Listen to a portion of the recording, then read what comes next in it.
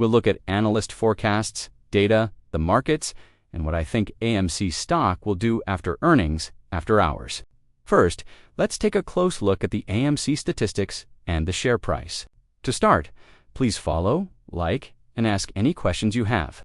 First, based on facts, most people think the company will lose 25 cents per share in adjusted earnings, compared to 1.76 cents last year. People who own AMC stock won't want to miss this, so I added it in the comments. That's a big change. Forecasters who follow the movie theater chain's sales think it will make $1.26 billion in the third quarter, up from $1.05 billion in the same period last year. They think that admissions will bring in $739 million, and that agreement will bring in $449 million. The set of 1.3 billion facts makes 1.26 billion. So, we'll see what comes up. Price change. AMC's price dropped 3% in the last quarter, but it dropped 72% in 2023 after the company's results, which were helped by the highest quarterly attendance since 2019. The S&P 500 gauge went up 14.3%. The analyst believes that AMC is in a good position in a business that is getting better. The North American box office should be 20% bigger in 2023, or 78% of what it was in 2019. People who go to the movies today are very picky because AMC is keeping or growing its 22% market share with its big network of premium large format screens. But customers are picking more and more expensive screens and more high-margin deals. For Married Bush, Alicia rewrote, AMC is still losing money. So liquidity is important. The company expects to have $83 million in free cash flow for the quarter, with $26 million coming from working cash flow. With stock, cash on hand should raise liquidity from $435 million in Q2 2023 to $650 million. Through its finished at the money offering, the company sells 40 million shares at an average price of $814 each to raise money. The fee for Eric Handler of Roth MKM is $15. Aim for. Another AMC stock expert said that the success of Taylor Swift's RS tours has been good for investors, especially during times when films couldn't come out because of the Hollywood strike. The genre of music films is on the rise again. Contra is well liked. Benchmark's Mike Hickey wrote that it will depend on whether we hear of more dilution and how much we've lost. He said this because the company has had to get back to making money within the last 6 months, which I think doesn't include last quarter's earnings, even though it had a free cash flow of $8 million. AMC made money for the first time in a long time 2 quarters ago, but I don't think the stock responded because the court case was too important. More than the stock factor. The stock couldn't have gone up very much. You made money because the stock didn't do anything during that time. That's one of the best things AMC has done. You make a profit and the stock doesn't move after years of losing money and almost going bankrupt. This was also written about by AMC in its bonds, loans, and credit default swaps have picked up. More people have bought 2029 notes and sold 2026 bonds in AMC stock over the last 12 days. Which is generally a good sign before earnings. Someone seems to have high hopes for AMC. It's better to look at the bond market than the stock market, since a company's shares could do well only to have their earnings report be bad or even worse. This morning, an institutional trade worth $180,000 had no positive order value. Take a look at some AMC numbers. Today is a slow day on the AMC options market.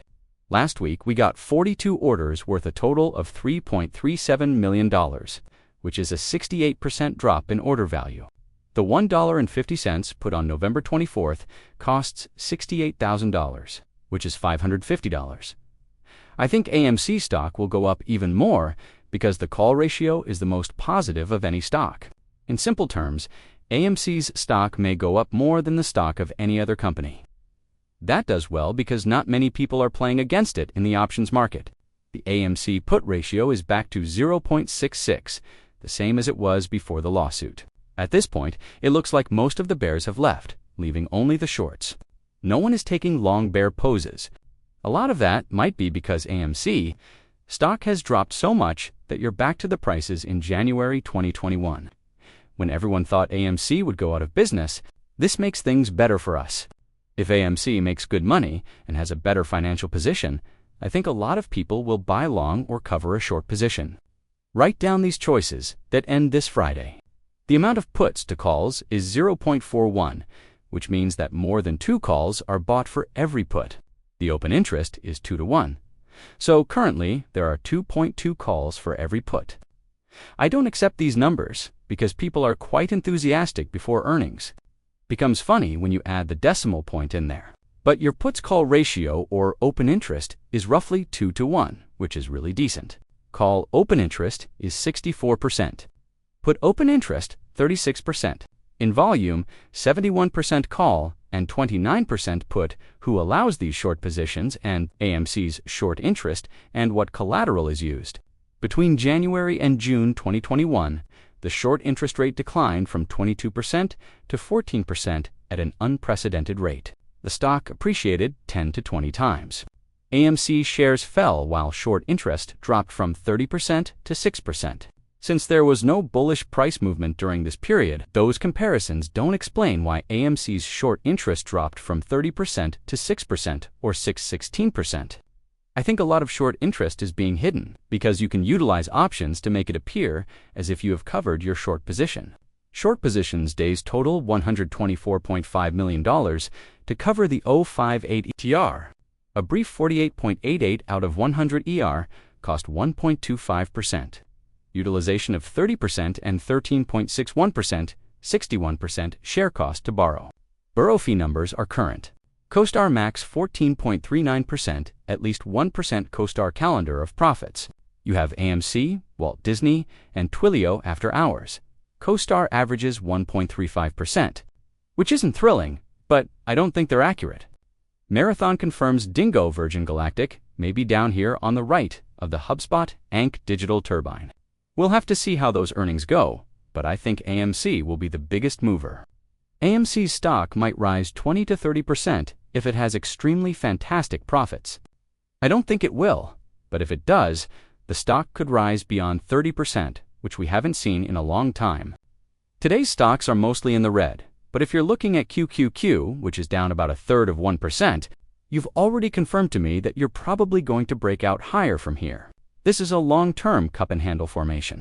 This video's description details a common cup and handle formation. Let's compare this to the markets right now. It's one of the most obvious things you can see right now. Look at that and then compare this side by side. I think you get the point, but I'll be dramatic, okay?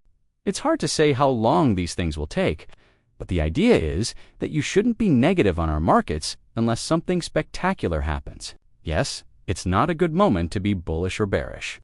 This week's economic data is scarce. Michigan Consumer Confidence poll on Friday fed today's huge spark. Jan Powell didn't comment on Fed policy, which was bullish, but he didn't confirm or deny the rally. I think his silence shows that he's content with the markets, which is great. We're still waiting for the 10-year bond sale, but your 17-week bond auction went smoothly. Anything below 4.61% is good news and may signal significant demand. Reduce yields for the remainder of the day. Thus, the 10-year auction you fed will likely influence the markets today. Barfed Williams fed Jefferson talked from 1:30 to 4:30 today to influence the markets. If they say something egregious, but probably not. So the biggest thing that's probably moving our markets is just a little bit of a relaxation because stocks have went up very aggressively at one of the fastest paces we have seen literally ever in history. But you're also seeing wholesale inventories, and we're still under this notion of good news is bad news is good news. Wholesale inventories month over month went up 0.2%. So maybe a little bit of bad news, causing stocks fall a little bit. Who knows? I'm not really going to stick my head out on a limb to say that.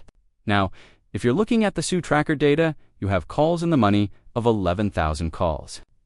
Out the money, 81,000 puts in the money of 8,000 and puts out the money of 45,000, so clearly bullish